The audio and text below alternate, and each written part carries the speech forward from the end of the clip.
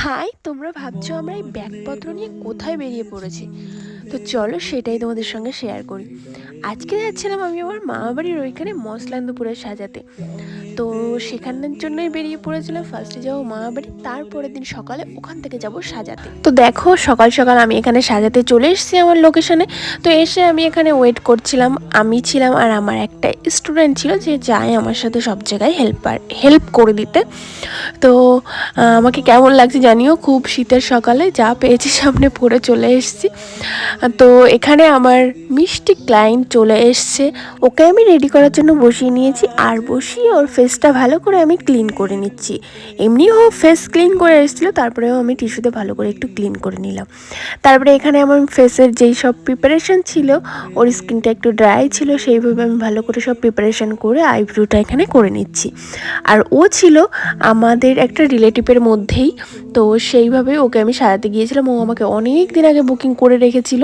তো মসলান্দপুরটা যেহেতু আমাদের বাড়ি থেকে একটু দূরে, তো সেখান থেকে যাওয়া আসা করে কাজ করা সম্ভব ছিল না, যেহেতু এরপরে আমার রাত্রেও ওর আরেকটা লুক ছিল, সেটাও আমাকে কমপ্লিট করতে হতো। তো সেই জন্য আমার মামা বাড়িতে থেকেই আমি কাজটা করেছি।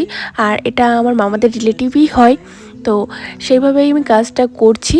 আর ওর যেমন ইচ্ছে ছিল, ও খুব হালকার মধ্যে সফটের মধ্যে একটা মেকআপ লুক চেয়েছে। ও আমাকে অনেক দিন ধরে অনেক রকমের লুক দেখিয়েছে, কিন্তু ও চেয়েছিল সফটের মধ্যে মেকআপটা হবে, কোনো হেভি বেস যেন না বোঝা যায়। আর তোমরা দেখতেই পাচ্ছ ওর স্কিন টোনটা আগে দেখলে। সেখান থেকে আমি কোনোভাবে কোনো লাইট করিনি, ওর স্কিন শেডেই রেখেছি। আর ওর ব্লাশটাও আমি পুরো হালকাভাবে দিচ্ছি, মানে ও যেমন চেয়েছে আমি সেইভাবেই করে দিয়েছি ওকে। আর ওর এখানে দেখতে পাচ্ছ খুবই মিষ্টি, ও সুন্দরভাবে ক্যামেরায় মাঝে মাঝে পোজ দিচ্ছিল, রিয়াকশান দিচ্ছিল। তো ও ফার্স্টে বলেছিল আমাকে তুমি সরু লাইনার পরিয়ে তারপর নিচে কাজল পরে একটু স্মাচ করে দিতে হবে। তো আমি সেইভাবে লুকটা করেছি। আর ওকে দেখো যতটা লুক কমপ্লিট হচ্ছে আস্তে আস্তে, ওকে আরও মিষ্টি লাগছে। তো ফাইনাল লুক দেখো, দেখে ওকে চিনতেই পারবে না, খুব মিষ্টি লাগছিল। আর ওরও খুব পছন্দ হয়েছে।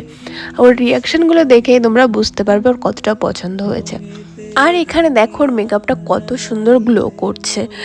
মেকআপটা গ্লো করছে কতটা সেটা দেখতেই পারলে। এটা ফোনের কোনো এডিট না, তোমরা আগের ভিডিওগুলোও দেখতে পেয়েছো সেমভাবে এই ভিডিওটা, এই ক্লিপটাও দেখছো।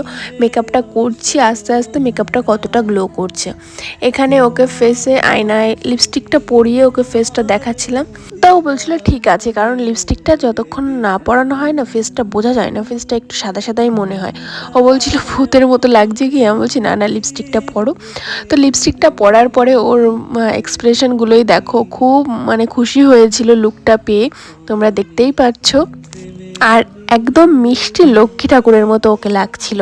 আর পেছনের ফুলটাও তো তোমরা দেখলে। আমরা যেই ফুল দেবো ভেবেছিলাম সেই ফুল পাইনি, তারপরে এই ফুলটা নিয়ে এসেছি। আর এই ফুল দিয়েও খুব সুন্দর লাগছিল। তো আমার কাছে এই ফুলটা দিয়ে কাজ করার নতুন এক্সপিরিয়েন্স, খুবই ভালো লাগলো কাজ করতে। তোমরা যদি তোমাদের স্পেশাল দিনে এই ফুল দিয়ে করতে চাও, হেয়ারের ডেকোরেশন করতে চাও, তো তোমরা কিন্তু করতে পারো অবশ্যই, কারণ খুব সুন্দর লাগে জিপসি আর এই ইয়েলো ইয়েলো ফুলগুলো।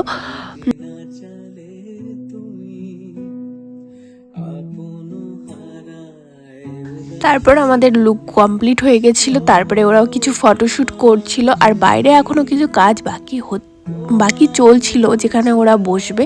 তো তারপরে ওরা বসে পড়লো, আশীর্বাদ করতেও সবাই চলে এসেছিলো, আমরা তখনও ওখানে ছিলাম। তো নেক্সট পার্ট আসছে তাড়াতাড়ি।